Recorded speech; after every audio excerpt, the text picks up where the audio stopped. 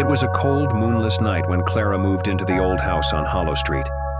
The place had been abandoned for years, and the realtor had mentioned that it had a history of strange occurrences. But Clara was a skeptic. She didn't believe in ghosts or legends. She just needed a fresh start.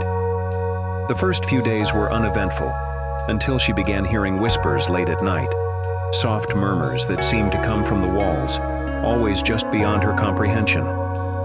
At first, she brushed it off as the house settling, or perhaps the wind, but the whispers grew louder each night. Soon, they were accompanied by faint footsteps, as though someone was walking just outside her door. Clara decided to investigate.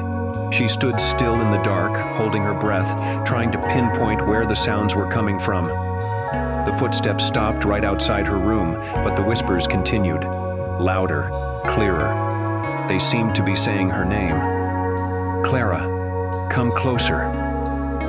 Terrified, she opened the door and stepped into the hallway. The house was still. Not a sound could be heard. But as she walked toward the staircase, she noticed something strange. The shadows along the walls seemed to shift, like they were moving on their own. They reached out toward her, elongated and dark, as if trying to pull her into their embrace. Suddenly, a cold hand gripped her wrist, and Clara screamed. She spun around, but there was no one there, just the shadows, now swirling around her feet. "Leave, now!" The voice was clearer than ever, echoing from all directions. Clara ran, but the house seemed to stretch, the walls growing longer, the hallways winding like a maze.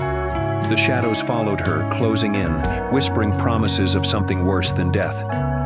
By the time the sun rose, Clara was gone. The house sat silent once more, but the whispers were still there, lingering in the air. They always were. And every night, they called for the next victim to step through the door.